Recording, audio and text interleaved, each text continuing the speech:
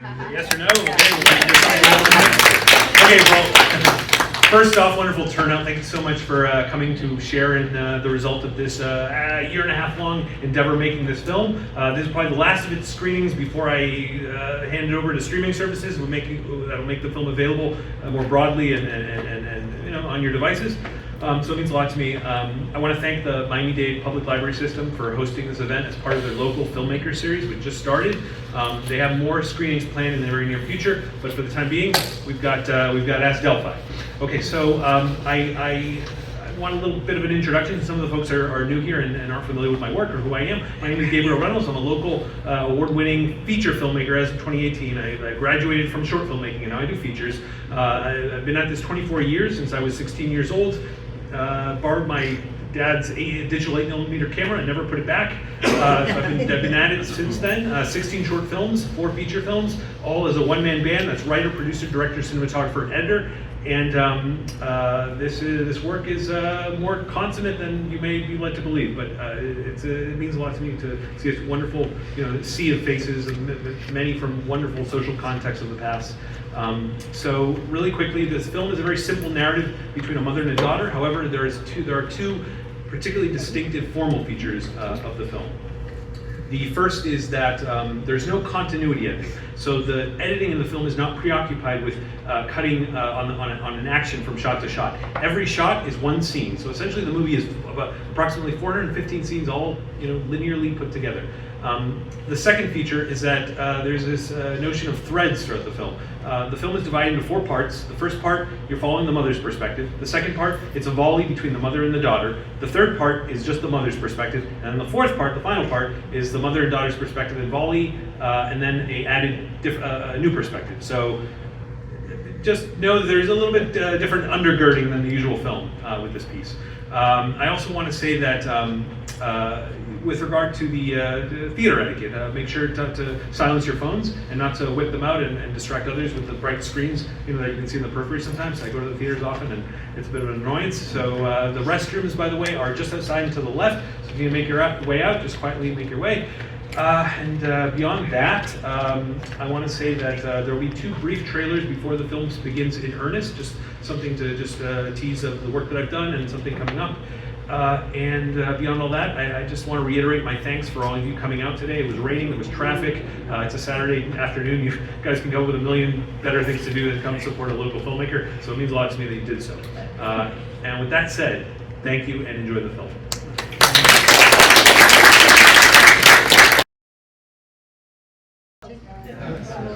Okay, well there we are, Ask Delphi, 6-month-long production, 32 days of shooting altogether, $8,500 budget, the number of investors, taking on investors, something I hadn't done in the past, so this was a bit more of an elaborate, financially freighted movie in that way.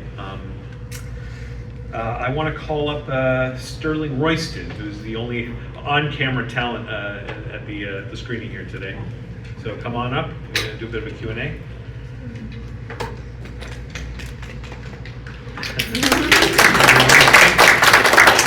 His almost co-worker at the beginning of the film, and then about 2/3 of the way through. Okay, well you guys know a bit about me. I introduced myself at the offset. Sterling, tell us a little bit about yourself. I've been in a few of Gabriel's films. I don't know if you saw it from the preview. I've been acting since I was in 2nd grade in Sleeping Beauty, and I've always been acting. I'm originally from New York, Long Island, New York. I moved down here about 21 years ago, and then I continued my acting dream, and I got involved with working on some TV shows and some in movies and some of the backgrounds with other independent films, such as with Gabriel, and I'm still working on some stuff. So if you ever want to look me up, I'm on IMDb under Sterling Royston, and you can see some of my work. But it's been a real pleasure working with Gabriel over these years, and hopefully we'll still continue to do some more stuff together. Yeah, absolutely. This is our 3rd collaboration. I first worked with Sterling on my 2nd feature film, State Versus Unknown, which was an exclusively webcam-based movie that we did during the denouement of the pandemic. and working with Sterling was a joy. I remember the first time we interacted, Sterling was like, "It's kind of a big deal. I mean, we're doing a feature film here." And he's kind of been excited every single time that we've worked together. He's brought his best game. I like the work that you did on this film. Playing second fiddle to Alma's character, sort of a good counterpoint. Sort of the stalwart fellow coworker. So yeah, thanks so much. Okay, so on this film, I mean, you can kind of see through it. It's a one-man band operation. I kind of mentioned that. You can see it's kind of rough around the edges. The technical presentation is a bit uneven in terms of audio and video, but as a filmmaker who wants to get a feature film done and who wants to work with some speed and efficiency, my intent was to just go as fast as I could with what I had. And I think that's a very important principle for any artist, just even getting their bearings in any medium whatsoever, is just, what are the means by which you can just get out there and start putting something together. So we were kind of light on our feet on this production. It was just me with a one-handed, I think it's just a shoulder rig with a small 4K capable camera with a microphone attached. And that was it. That was all the crew. It was just one guy with a camera and just something of a plan and a bit of organization. And we were able to, we numbered I think on the longest days we would do up to almost 100 setups per day, which is 3 times the amount that I'd get even working with a sound mixer and a cameraman. So we were very quick. So what, from your perspective, what was that experience like working in this mode? It was very different from the usual approach taken with feature filmmaking. Oh yeah, no, it was lots of fun. I gotta tell you, this guy has a lot of energy, and he puts his films and everything together real fast. I mean, he puts them together, he finishes them. He's sort of like a writer because he just loves to come up with new ideas and new stories. And he's really talented, very creative, and he gets his crew, he gets his characters together, he gets his story together, he gets the whole storyline, he gets everything together, and he puts it together, and he has a certain deadline, so he always comes through with the deadline, and he's just very proficient, in his work and everything. So I must say it's been a lot of fun. Over these couple of films that we've done together. The first one, it was during the pandemic, and it was the State versus Union, right? Unknown. And that was just on the video. We did it on the computer because that was during the pandemic. So all the cast, all the scenes were just done via computer. That was pretty interesting. So it was really good to get together physically and work with Gabriel. Well, our second person shooting. Yes. But you liked the process. It was fast. It was there was no technical downtime. And the thing we're preserving the most is the moment, the coordination between the actor and the camera, making sure that those moments are absolutely clear and unambiguous. So there's a lot of emphasis thrown on performance versus, I think, in a situation where you're stressed over time and lighting and camera and sound and everything. When those things come together, you sacrifice sometimes. So the key here was just to preserve that integrity between the camera and the actor, and make sure that was these beats were very clearly done. And the film, as I mentioned, consists of roughly 415 scenes. Every scene is one shot. There is no continuity editing, so we're either leaping forward or away. I have a hotline set up in case you saw different. But anyways, the point is the approach is very different with this movie, and I think I like the sort of the momentum that we had throughout the production. Was there any fatigue? I mean, it was just we were onto something new every 5 to 10 minutes. We would nail a shot and then we jump into something that was pretty different. Well, my scenes I did most of my scenes in one day. So yeah. I like how you kind of spread it out a little bit. That was pretty cool. The office. I work in the office, so it's kind of came naturally to be someone working on the computers in the office. So, but it was a lot of fun, and I like how you threw that upbeat music in there. Yeah. To give it. Well, the mother's sort of corporate grind. She's very at it, very much just sort of rather intensively going about her day at work, and sort of lays the foundation for her daughter. She wants to see her daughter in that same. She's excelling in sort of maybe reaching potentially for some sense of potential that she can manage in her life. So it's just when I was watching it, just the relationship, the mother and the daughter. Usually women are portrayed in a very different light, where it's romance and sentimentality and intuition. And here it's about science, it's about STEM. It's a very STEM-driven movie. It's about a mother putting together a computer for a daughter. So it's a very different portrayal than I think we usually see the kind of imagery confronted with. So now I guess I'd like to open the questions to the audience gallery. If you guys have any pressing questions about the nature of the film, its conception, its execution, anything else, either from me or Sterling here? No questions? So the whole thing was the simulation of if the mother had lived. Yes, it's kind of the daughter requested a simulation on sort of the premise being that her mother was still alive, that she didn't die, that this was just another couple of weeks or so, that we see them still both alive in the world, and sort of something like an AI-driven fantasy of what happens. But yeah, that's essentially it. Because I was going to ask you, because I was thinking, was it that she was like in an accident? She was in an accident. She died. She in reality she died. She passed. The mother had an accident with her Jeep. It was a horrible storm. She lost control. She lost control of her Jeep, and she passed away. And the young woman is obviously suffering, and she just the sort of the light offered by AI is the ability to see this elaborate fiction of what would have happened if she had survived. So that's the basic premise of it. Yeah. Is there a connection there from the computer her mother did build for her? Right. You have to remember the whole. Wait a minute. Was it like that the girl was asking that computer to simulate and to make it seem like mother was still alive, and that's what brought the whole movie kind of? I mean, you know what I'm saying? Like that actually what really brought this whole series of events that would have happened if she would have died. Right. Did it really just come from the computer that the mother made? Essentially, not the daughter's computer, because it's a capable computer, but the idea is that there's this service that's much more elaborate, much more properly equipped to do an elaborate simulation like this. And she reached out to that company, but it's not the computer that her mother built for her. Even though there are some, that voice the voice operation is still in the realm of, I guess, AI. Yeah. Any other questions? How did you come up with the idea? The idea? Well, I mean, surrounded now even more so by the notion of artificial intelligence. I couldn't help it. With my feature films, there's always an outlandish sci-fi frame to each of the films. Like they're grounded in sort of intimate terms. They're always about a relationship or about an individual.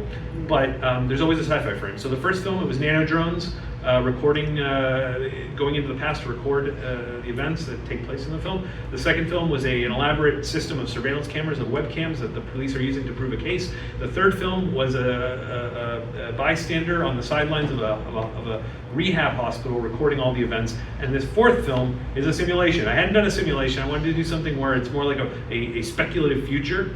And so that was sort of the basis for why AI was involved. And I like the idea of an AI. You have to remember, this is an AI generated or originated narrative. So some of the touches and some of the choices and some of the overall arcs of the story are grounded in the fact that AI is responsible for it. Not necessarily a human presence, but a sort of advanced intelligence presence.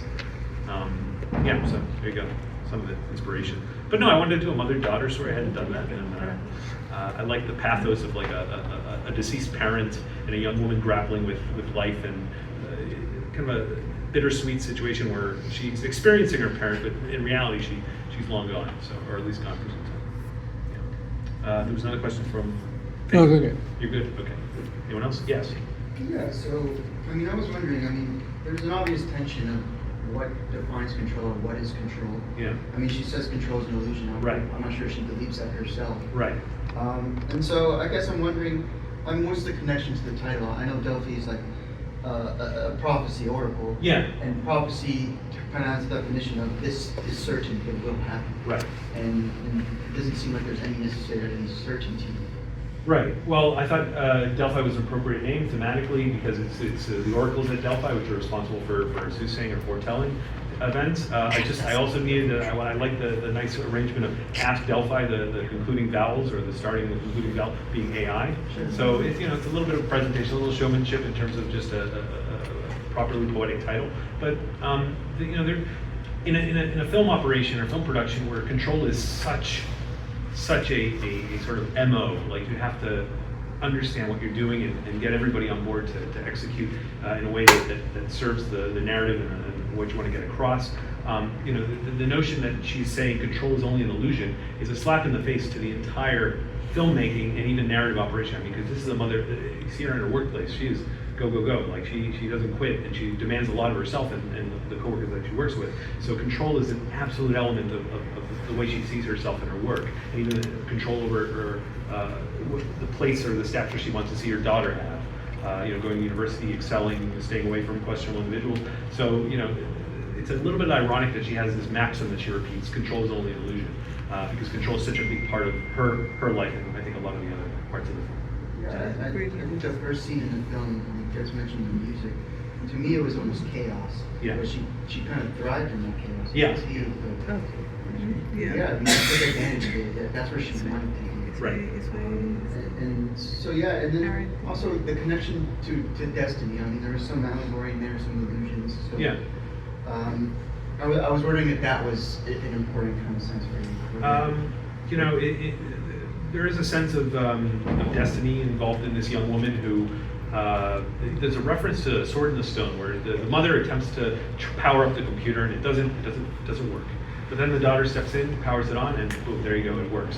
So that was kind of an allusion to a sense of like, this woman represents great things and is capable of the most amazing, you know, possibilities. And the mother believes in that. And this woman, this young woman, any young person really, which is what she stands in for, has a sense of like greater purpose, enabled by a mother that's properly guiding and sort of facilitating her development. So you know, a sense of destiny is a big part of the film, especially with regard to the young woman. Also, like, I mean, the mother, it was an interesting figure for me, because the mother, it was almost control over her daughter's own destiny. Towards the end of the film, the daughter was like, I got this. So I do like the connection between them, but I'm wondering whether the mother truly understood the daughter in that sense, and got that tension there as well. Right. Well, the tension is a good word, because these things aren't resolved. They're kind of left up in the air. I mean, the relationship is kind of frayed a little bit. Like they're not the most sort of how can I say this? Like they're kind of cold toward each other a little bit. But I think that's the nature of a lot of parental and child relationships. And so until you lose them, you know, you see the emotion in her voice when she requested this simulation be done. She cared a lot. She cared a whole lot. So, and she saw the good aspects of her mother. So, the tension is a good word. Things were, with this film, a lot is tickled. Not a lot is fully sort of borne out in totality. But we'll continue the conversation afterwards to be more intensive observations. Okay, another question? Someone here? No, I was just, I saw, or maybe I imagined that the BMW was a Kia. Yeah. Well, look, at the start of okay, so you can ding me for that major continuity error, but at the beginning there's a title that says car and time logo display. It might be off in the simulation, so I tried to cover myself, but it is kind of a however, it comes to a point where he talks about where this grand image that Lobo has of himself and his possibilities and what he's presenting to the young woman. Oh, you know, my other car, and oh, my dad, he's got this under control. Kind of falters a bit, and then we see the logo. So maybe there's a bit of a connection one can tie there. But no, you know, there are a few things that are clearly kind of discontinuous in that sense. Yeah, Terrence. I really appreciated that, because I don't know how many people have played with AI, but continuity is something that uses sometimes. Yeah, so yeah. it was like, oh. So we can chalk it up to that. Yeah. 100%. Our secret. Okay. Beyond that, so Sterling, what are you up to now? What are you up to with prospects creatively? What's going on? Acting wise, anything? I mean, you know, I'm kind of out there. You know, I have my day job, so you know, do this more on the side. You know. I always say I'm waiting for the limo to come in and take me up to Hollywood, you know, but and then I'll do my job. But anyway, no, I'm looking into some other acting jobs, acting gigs here and there. I signed with an agency, so you know, there's always some new films or stage. You know, there's something come up, I think, in Homestead at the Seminole Theater, so I may get involved with that, because I was already in. Was that The Christmas Carol and Jekyll and Hyde, a few of those productions and such. And you know, so I'm always out there looking for things, and you never know. The thing about acting is you never know. Sometimes you have a little dry patch, but then all of a sudden something comes up. You know, you just never know. you just have to keep at it, you know.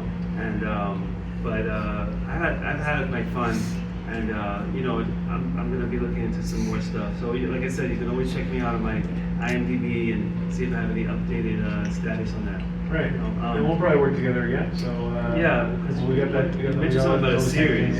Okay, so I'll conclude by saying at the beginning of the film presentation there was a trailer for a series, a more adult-oriented erotic series called Flush, and that's my current preoccupation in terms of production. I'm writing episodes now. I've got 3 in the bag, more or less done. I'm waiting on a composer to do a passive music on it, and then that'll be made available. But that's what I'm working on. I have more feature films I'd like to develop. You know, I like working with a close-knit group of collaborators, people like Sterling, who are sterling commitments to acting. Sorry, Sterling is, I like that word.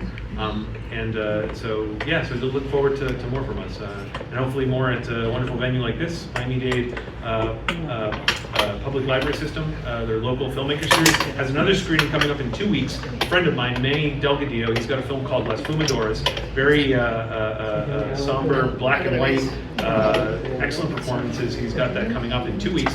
So if you want to come back to see more cinema, locally sourced, locally wrought, come take a look at Manny Delgadillo's film in 2 weeks. There's information available if you're curious. Ask any of the librarians; they'll guide you accordingly. As for me, that's all I've got for today, folks. Thank you so much for coming out.